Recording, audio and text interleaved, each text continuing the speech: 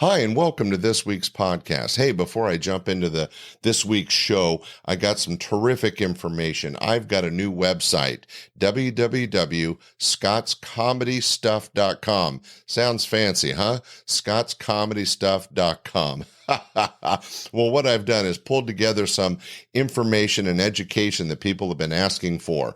I have a brand new online comedy course that is based from a comedy producer's point of view. It includes great information, advice from professional comics, and some terrific videos. And speaking of videos, I'm also launching my video archive. If you've enjoyed the live comedy on the podcast, imagine seeing Bob Saget and Paula Poundstone live video on stage.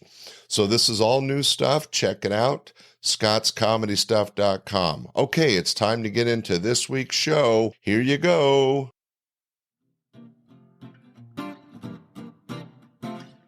This is another episode of Standup Comedy, your host and MC, celebrating 40-plus years on the fringe of show business.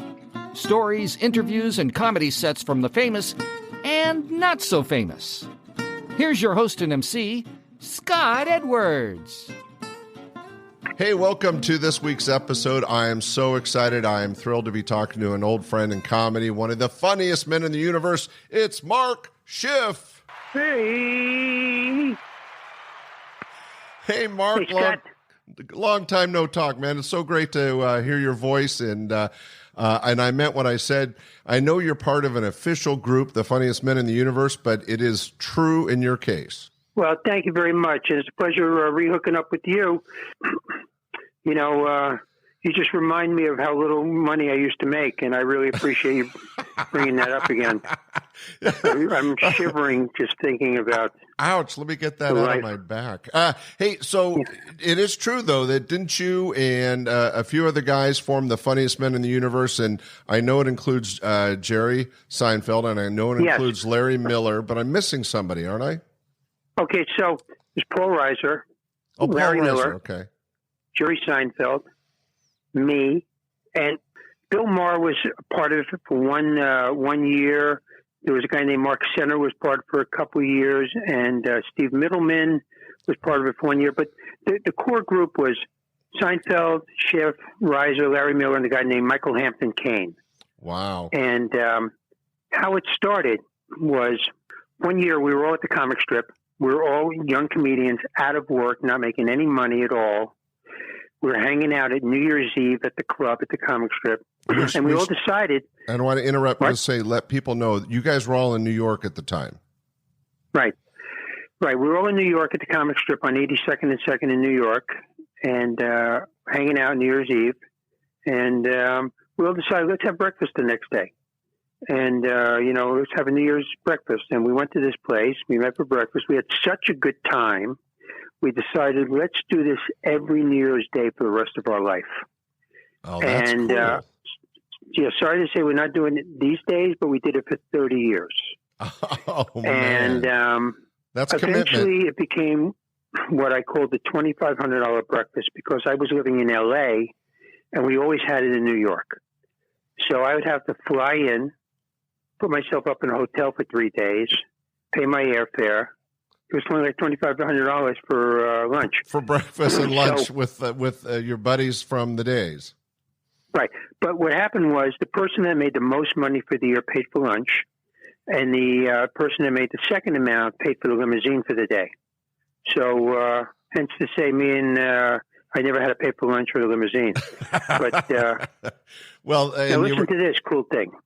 1 year, Reiser was in London shooting a movie, and he was going to be there over New Year's, so he couldn't come back to New York.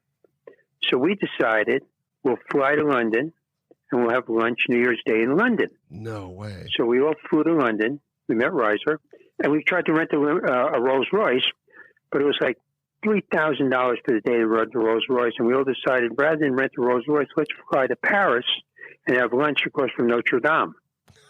So 5 of us get on the plane, and we fly to France, and we take the subway into town, and we have lunch across from Notre Dame, and that was our New Year's Day. Man, oh man. Now, That's an amazing commitment story. By the way, that cost me $5,000 that lunch. That was a $5,000 lunch. Yeah, these are expensive meals. But what's interesting is not only that camaraderie and that long, deep-seated friendship, but aren't a lot of you working on New Year's Eve? So didn't that make that a little bit more difficult? Well, that's true too. And one year, Jerry was working down in Fort Lauderdale at the Sunrise Theater. It's about 3,000 seats. We all flew down and opened for him. Oh, did you really? So, Reiser went on, Larry Miller went on, I went on, and he went on. That would have been a killer show. Killer show. And that lunch cost me $4,000. So it was unbelievable. Wow. It was one of the greatest experiences of my life. It's sad it ended, but for 30 years, that's quite an amazing feat. And you're all very successful, top-of-the-line comics, and I just think it's amazing. Yeah, we all ended up working and doing stuff. And, interesting enough with that, and then at the end of the day, after the lunch there, we would go for a walk across the Brooklyn Bridge. We started out we would take the limo to Brooklyn. The limo driver would go across the bridge, meet us on the other side by City Hall, and the four of us would walk across the Brooklyn Bridge every year, no matter how cold it was. Even if it was like 15 below up there, we would do it. And we got to the other side, we really felt we started the new year. It was very symbolic for us. Oh, that is cool. And I bet it made you feel good. And then we would go and have another lunch, usually at a kosher deli or a Jewish deli somewhere. Wow, that is and a great the whole story. day was about friendship and chatting and talking. And when we first came to the club, we all had all these, dating stories. And then as we got married, there were no more stories. Well, yes. Well, so as it should be. I want to thank you personally for some of those stories. Well, let's use that as a lead-in. How did you end up working with me at Laughs? I saw that was something you were interested in knowing. I can't put my finger on it, but when you Laugh started what year? 1980. Okay. So in 1980, around 1980, 81, I was part of the wave of these new comics coming out. We had been doing it a number of years, 3, 4, and we got pretty good. And we immediately went right to headliner because there were no middle acts. And there was no, your clubs, these clubs were new. There were no real comedy clubs like this across the country. Yeah, mine was the 6th. So when you guys opened up, when you opened your club, you said, who's good in New York and who's this? And then they would send some of the top New York guys who had never really headlined at these places. But we immediately went to that position. So we never had to do middle or opener. Well, and you guys had already in New York built up enough material and enough funniness that it worked. Absolutely. And I'm not sure who introduced you to the club either, but I was very blessed to have worked with Paul Reiser, Larry Miller many, many times, and Jerry Seinfeld several times. And I am sure that one of those introduced you to me, and that's how we got you in. But regardless, we always felt blessed to have you on our stage. And like the other guys from New York, you were definitely always one of the funniest. So thank you for being a part of that to help make Laughs Unlimited. Thank you. And you had that little backstage. You go up the ramp, right? Yes. Exactly. The little good ramp. memory. Yeah, a little curtain. Did you have a machine back there? Was it a Coke machine or something? Yes, we did. You did. You had a machine back there. I'll tell you a story about, do you remember Jeannie McBride? Yes, I do. Because I worked with her for you one year. It was a really interesting time. I had a drinking thing going on. I was drinking too much, and I decided to quit. And I was booked to do your club for a week. Yeah. So I just quit drinking, and I haven't had a drink now in 35 years, by the way. And it all started with Laughs. Got it. Well, let me tell you, that was when I quit that week.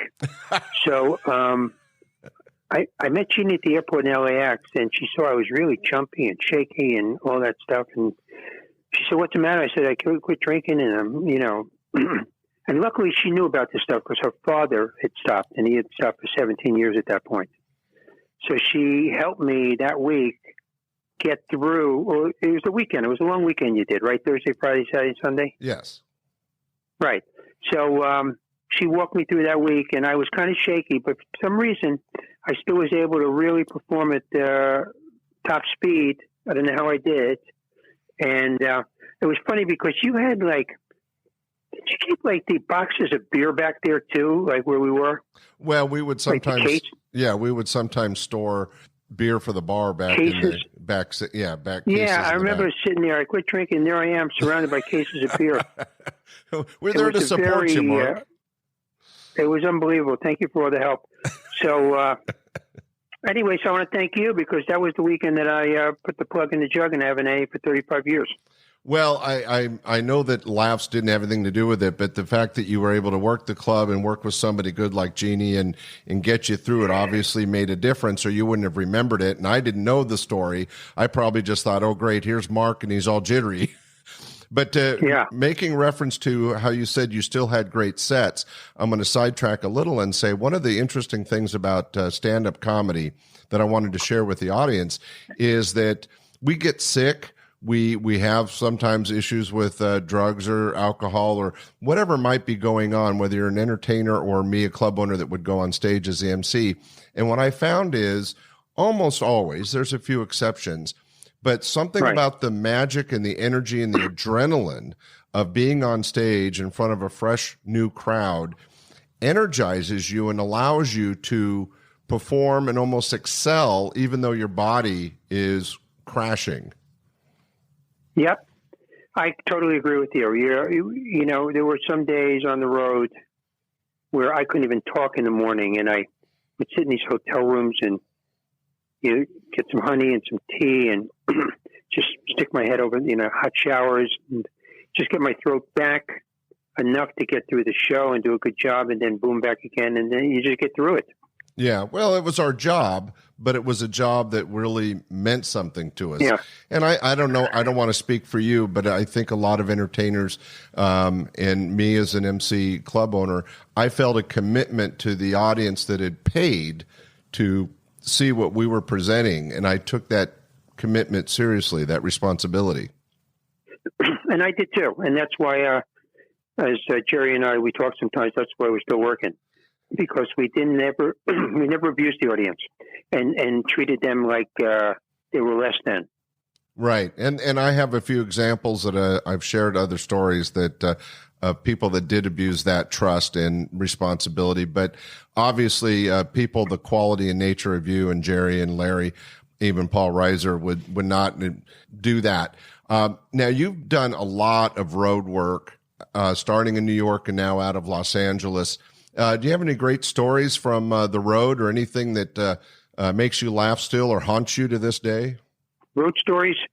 I wrote the book on road stories. No, you have I wrote the book I Killed with Rich Scheidner. It's the quintessential road stories book. It's a Random House published it. It's called I Killed, True Stories of the Road by America's Great Comics.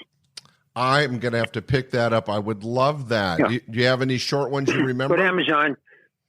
It's called I Killed MarkSchiff, Rich Scheidner, and you'll get it. One thing I do remember, it's not a great story, but you had a condo. You didn't have a hotel for us. You had like a house. Yes. Right? Yeah, a house and a car. And for some reason, tell me if I'm right about this, you had plastic sheets under the sheet. Well, yes, but that was due to... Do you remember that? Yes. I never saw that in my entire life except in your place.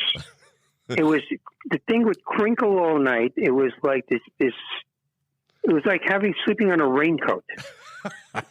Well, I should apologize, but that was for some of the other less tried and true entertainers that were still drinking, if you know what I mean.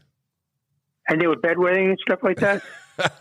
Bedwetting, throw up. Our maids had a lot to deal with. I always wondered about that. I said, what the hell is going on here? Is everybody being bed except for me? And well, a lot of clubs provide hotel rooms or maybe an apartment or something, but we always had a paid condo or house. And what that means is that we were responsible for cleaning it up every week and keeping the various furniture livable. And it was not always easy. Yeah, no, I believe, well, in Fort Lauderdale, the comic strip had a condo. They had a cleaning lady there that used to like to do cocaine and have sex with all the comics. No. And the comics sometimes would get so drunk or angry about their sets. This was never my issue, but they would do things to the condos. Like this one TV set, there was a big chunk of glass missing out of the screen. And the guy had thrown it like a brick, and the TV still worked, but there was a big piece of glass. And then one guy, they had a pool, and one guy crapped in the pool just he was so angry. And nobody goes swimming for like 4 months. But the story about me that a lot of people hated me because what happened was, these condos used to have phones in them. Right. And sometimes the comics would take advantage sometimes of, long distance calls or whatever. So I used to be one of those people. And I remember I had some friends in Germany. I called Germany during the week that I was there, maybe about 40, 50 times. The guy got the bill, it was like $500. And he ripped the phone out of the condo. Ooh. So when the comics would come in, they go, "Where's the phone?" He would go, "MarkSchiff," blaming on him. So that made you very popular. Very popular. Other people, if they knew I was coming in, they would take the phone out of the oh, really? The condo. You had a reputation. Yeah. So all these comics, they go, so because of you, I couldn't call my family for an entire week. It's all your this fault. was before cell phones, so I was right. really hated for a long time there. Oh, that's funny. Well, I was not aware of that, and I don't remember any exceptional bills. I mean, we certainly got them, but I would not have been able to pinpoint which comics were involved. But if you did it at my condo, you're forgiven. Your comedy on stage is worth whatever happened. Well, you're very kind. But, the road was always I had fun with Jimmy Brogan on the road. I'll tell you what I did, okay? Let's give everybody a little background. Jimmy Brogan is a great stand-up comic, but he was also one of the head writers for Leno. Jay Leno. Tonight Show, yeah, and The Tonight Show. So I just wanted to... And he just passed working 28 years with Jay every Sunday night at the Comedy Magic Club. Wow. In Hermosa Beach, California. They worked together practically every Sunday night that Jay was in town for 28 years. I saw a posting. So Jimmy and I used to pull pranks on Jimmy. And one of my favorite ones was Jimmy used to like to sleep late. So he would go to sleep late and he would sleep till 12, 1 in the afternoon. So he put the do not disturb on his hotel door. So I would remove the sign and then I would put a sign on his door that says, "I am deaf. Please knock as hard as you can." Yeah. And the maid would just pound on the door. Boom, boom, boom. Oh, I bet he loved that. And he would come, what's wrong? And she, poor little Spanish lady, and then she would point to the sign there. I don't know, it says the sign there, I'm deaf. And I didn't know you were such a rambunctious guy. I mean, you're hilarious on stage, but you're a bit of a prankster off. I was not aware of that. Yeah, we did a couple of those. I put a sign on Jimmy's door, said also that if you have cleaning you want done today, leave it in front of this room here. And people would drop off their suits and shirts right in front of Jimmy's door. Oh, that's dry cleaning. Oh, that's hilarious. So he'd come out to be a whole bottle of dry cleaning ready to go. And well, that's a great story. And Jimmy Brogan's a good comic. Now, you also, in fact, to this day, still do a lot of work with Jerry. Any interesting I'm on the road with him the last 15 years. I think that's incredible. And the two of you together would be a dynamite show. I never could afford that in my club because to me, you were both headliners. But I imagine on the tour, you were doing very well together. Just 2 weeks ago, we were in Fort Lauderdale at the Seminole Indian Hard Rock Casino. It was 13,000 people, 2 shows, 6,500 people each show. Wow. 3 people came to see me. 6,400, 997 came to see him each show. It was an amazing, and that's what the gigs are. They're usually 2,000, 3,000 seats, and we go all over the world. We went to Israel twice together. Man, that's amazing. Well, I know that your friendship goes way, way back, and the fact that you're both tremendous, clean, and funny stand-ups. We were clean. We still do. And it's in our bones. I had a thing with Jerry one night, very scary thing for a comic. We were in Davenport, Iowa. Middle of nowhere. So we have lunch, and then we go back to the room, clean up. I go to my room. He goes to his room. I go to his room to pick him up to go to the show. We always meet in his room. And he's got his head down on the table. He's sweating. He's shaking. And I go, what's the matter? He goes, I got food poisoning. Oh, geez. And there's a producer on the show, too. So we're standing there. We go, well, he can't even stand up. So he goes, they go, what do you want to do? He goes, I got to do the show. I got to do the show. And we take him down to the car, and his legs collapse as we're walking down. That's scary. He can't even walk. He's so sick. So we get to the theater, we get to the dressing room, and they say to me, Jerry and the producers say, okay, you go out there and just stay out there until he's ready. Now, you got to remember, there's 3,000 people. And he's telling me to I don't know if it's going to be 20 minutes, 40 minutes, an hour and 20 minutes. I have no idea. But that is a frightening thing for somebody to tell a comic. That puts a lot of pressure on you, for sure. Yeah. Just go out there and stay out there. Oh, I was just anyway. After about 40 minutes, I got the sign. He went out and he actually did one of the best shows I'd ever seen. I was just going to say, it goes back to what we talked about earlier, is that I'm sure that for his set, he was able to bounce back and nobody in the audience knew he was dying of food poisoning. They had no idea, and it was really quite remarkable. But that's another great evening that we had there. Well, that shows the quality of your comedy entertainment. So I want to share a little bit of that with you, if it's okay, Mark. Ladies and gentlemen, sure. Sit back and relax. I got a great short comedy set from MarkSchiff. Enjoy this. Thank you. Nice to be here. Hello. How are you? All right. Good to be here. It's actually been a good day. I did some shopping today. Went to my favorite store. Went to the 99-cent store. I love this place more than anything in the world.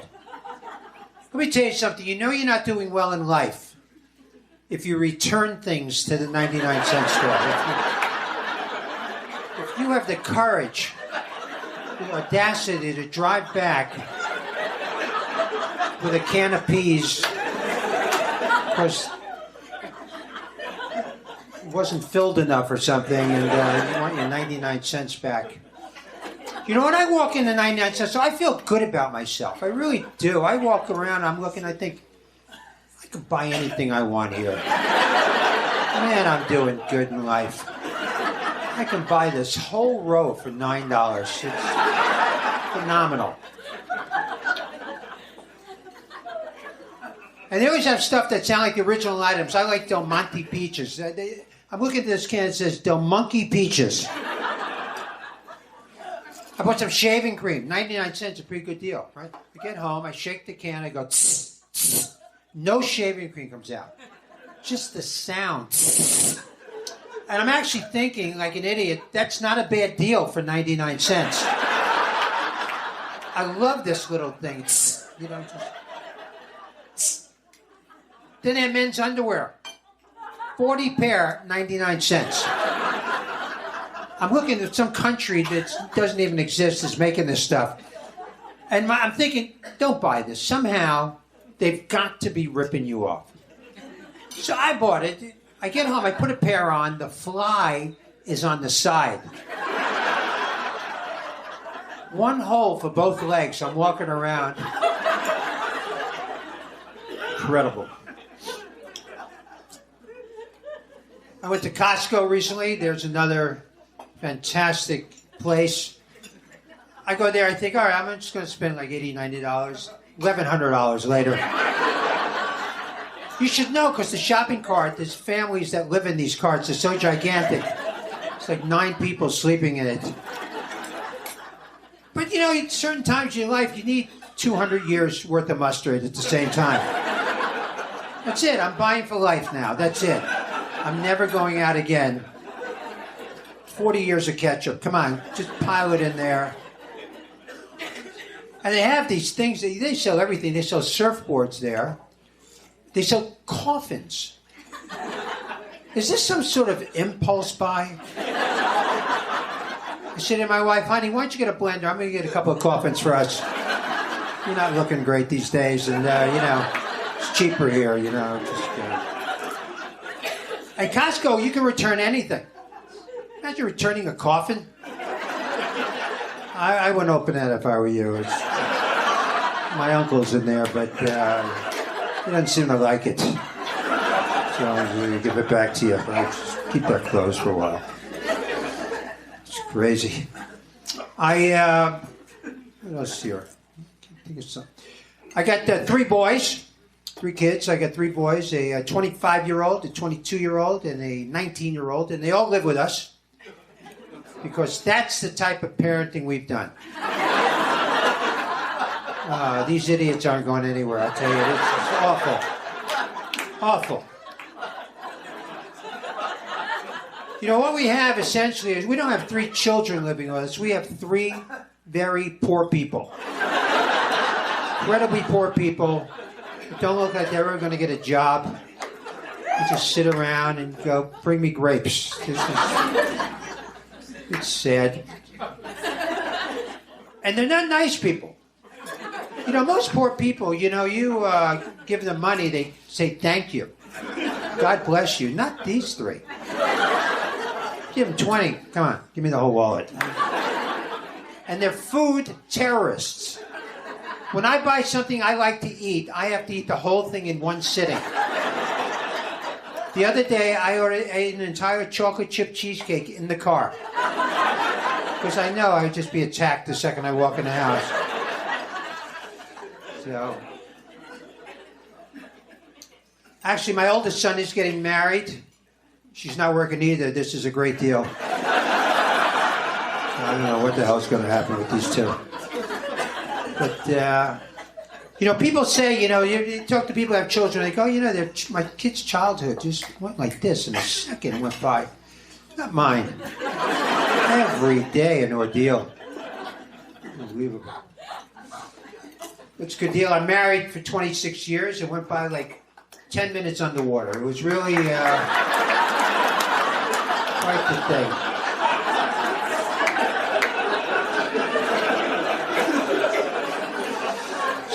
You ever wake up in the middle of the night, look at your spouse and think, I'm going to kill him. I got to choke him to death right now. I just can't. I can't have breakfast with this person tomorrow. I can't do it. I had a fight with my wife a couple of months ago. I don't know why I did this. As she was walking away, I mumbled the word psycho. Psycho. And she's not, but when you call somebody a psycho, they actually turn into one.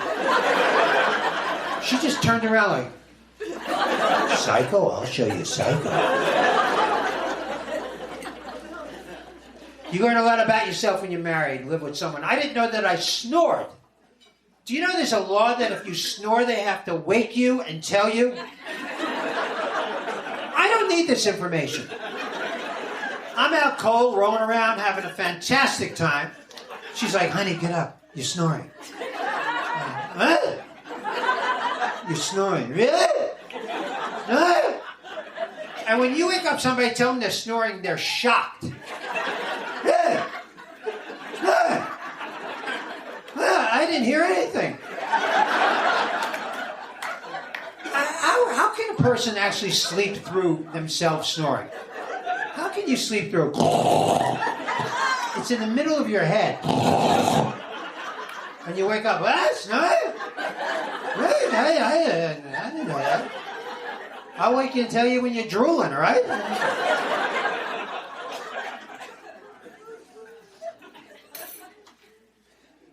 Being married is like living on the floor of the Senate. Every day, a new speech and new laws being passed.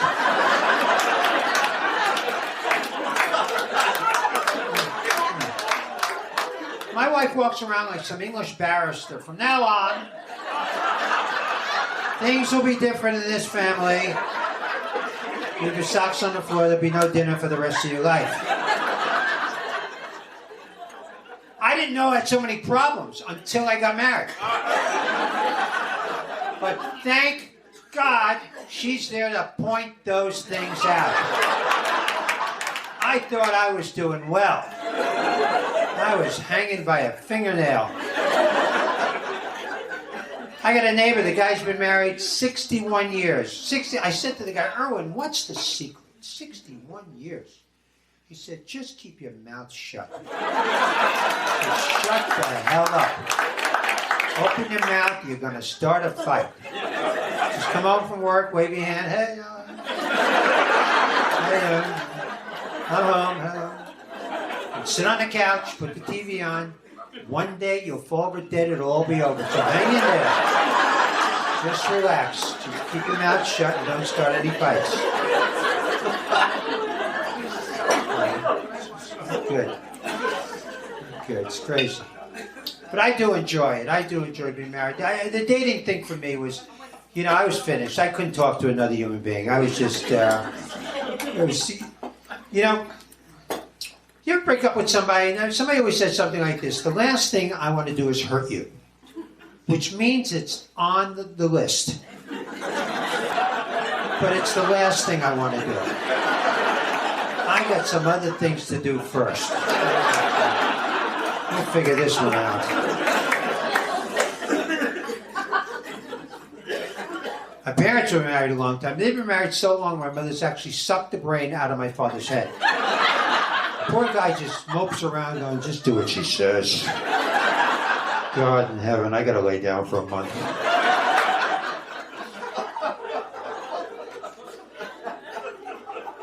When I was a kid, growing up, you could really threaten your kids. When my mother would threaten me, the threats were enormous. You got kids now, you cannot threaten them anymore. They will get a lawyer and just sue you. When I was a kid, my mother would say things like, go ahead, touch that door, I will break your hands off. Open your mouth again, I'll rip the tongue right out of your head. Get in here right now, I'll break every bone in your body. If I have to come in there, I will kill you. That was love when I was growing up. My mother threatened to strangle me, I knew how much she cared. See, the problem was my mother's a very confused woman, unbelievably confused. She didn't think that I had any idea who she was. Because she'd look at me and go, who do you think you're talking to? Who the hell do you think you're talking to? Do you have any idea who I am? I don't think you do. And she didn't think I knew who I was. But she looked at me and go, who do you think you are? You're not my child. Anyway, you guys have been great. Thank you very much, ladies and gentlemen. Very nice. Thank you. Very kind.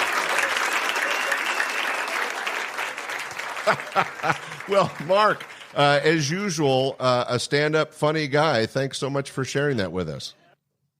Thank you, Scott. It's fantastic talking with you. You not only are responsible for many of my wonderful evenings having that club, but you're responsible for my horrible early mornings. Yes. Because you had us do radio shows, and comedians hate doing radio shows more than having polio. This is... It's true. It's to market the club. We get these comics that would work until late in the evening, and then we'd have to be on the TV set or the radio set, sometimes at 6, 7 a.m. Yeah, I mean, you'd go, I'll pick you up at 5:30. We'll go do the radio show, and then I'll take you out for a 79-cent breakfast. I thank you very much for that. You're very kind. Well, take us out. I was always and very comedians, generous. When you're really young, you can actually have breakfast, breakfast, 3 cups of coffee, and then go right back to sleep. It's quite an extraordinary thing to be able to do. Yeah, I've never been a coffee drinker, but I'm an iced tea-aholic, and my wife is always amazed that I'll drink iced tea day and night, and it never affects me going to sleep. It's crazy. Yeah, it is amazing. I'm not like that. But, we used to do those radio shows, and one of the things I used to like about your club where it was an old sack. That's right. And I used to like walking on those wooden plank, historic wooden sidewalks, right? Yeah, historic wooden sidewalks. It was really, really cool. There was something about it. And you had that long walkway down to the club from the street. Exactly. That's when we were in Firehouse Alley, and that location, which was our best and longest lasting location, out of 3 actually in Old Sac, was my favorite room, and I got to develop it. What was nice about it, and I've mentioned this before, is it had a low ceiling. We were in a basement. It had a ubiquitous brick wall, and it just had that kind of nightclub, jazz club feel to it. And I think that was perfect for stand-up. It was perfect. You had some really great crowds, and even on sometimes when it wasn't filled and stuff, there were great laughers. I mean, I don't remember people laughing at a lot of the clubs sometimes, but at your club in particular, there were some really great ones. Well, that's good. I appreciate you saying that, and we worked hard for that. Now, it's been a while since we've had a chance to work together, over 20 years, and you've been busy touring with Jerry, and you mentioned your book, I Killed, with you and Rich Scheidner, and you can get that on Amazon. Everybody go out and buy this book. I'm going to do that because... I Killed, True Stories of the Road by Markis Comics. Okay, well, that was too long for me to remember, but I will. I Killed, True Stories by Mark Schiff and Rich Scheidner. Yeah, got it. Okay, everybody, make sure you'll know a lot of people in the book. Oh yeah, no, I think it'd be perfect for me. I hope the audience agrees and gets a chance to buy it, but I'm definitely going to. As I love books like that. I've read most of the books out there by comics that I worked with, and it's always great to reminisce about. And hear their stories from other clubs, but also sometimes experiences at my club are in there. What else have you been working on, or anything that's exciting coming up for you? Well, I write a lot. I've been writing a lot of articles. I wrote 40 articles for a paper here called the Jewish Journal in L.A. You got like 1 million people that subscribe to it. And I write a lot of articles for them. I'm writing a short story book. Oh, cool. And I wrote 2 plays. No way. I got done. Yeah. One was called The Comic. It starred Larry Miller, 2-person play. And he was unbelievable. It went to Aspen, actually, to the comedy festival, HBO Comedy Festival. Well, you picked a great guy. Larry's one of the best guys out there. And if you give him the right material, there's no holding him He was down. Unbelievable. Yeah. And then I wrote another play with a guy named Steve Schaefer. You remember Steve Schaefer? I remember the name. He didn't work for me. I knew what he was doing in the business. But you picked a couple good guys. So we I wrote a couple of plays and a lot of stories, and that's what keeps me busy. I got a wife of 30 years and 3 kids that are out of the house. Oh, My son is an agent at CAA. No way. And I know that he's a great agent because he won't even return my calls anymore. Just so like I know good he's agent. Really. Oh, that's funny, and that's interesting that he went into the business, but on that side of the fence. Yeah, I have no performers. I have 3 kids, 2 in the business, in production, and 1 in finance. Wow. Well, congratulations. You are certainly one of the funniest men in the universe. You've had a great wealth of success in your life in comedy. I know that you're one of the not only funniest performers out there, but you're also a great writer. And I didn't know about the plays in the book, but we're going to take advantage of that. And I thank you so much for joining me today on the podcast. Thank you, Scott. My pleasure. Pleasure catching up with you. A lot of good memories from working your club. I really appreciate every time you hired me. Well, you're welcome, and it was a pleasure for us, too. Ladies and gentlemen, make sure to check out Mark's book, and also we hope you enjoyed the set and the information today. We have another podcast coming out next Sunday. In the meantime, be sure to listen, rate, and share. Thanks so much for joining us for this week's show. Thank you, Mark. Thank you. All right, everybody, have a great one. Bye. Bye. We hope you enjoyed this episode of Stand-Up Comedy, your host and MC. For information on the show, merchandise, and our sponsors, or to send comments to Scott, visit our website at www.standupyourhostandmc.com. Look for more episodes soon and enjoy the world of stand-up comedy. Visit a comedy showroom near you.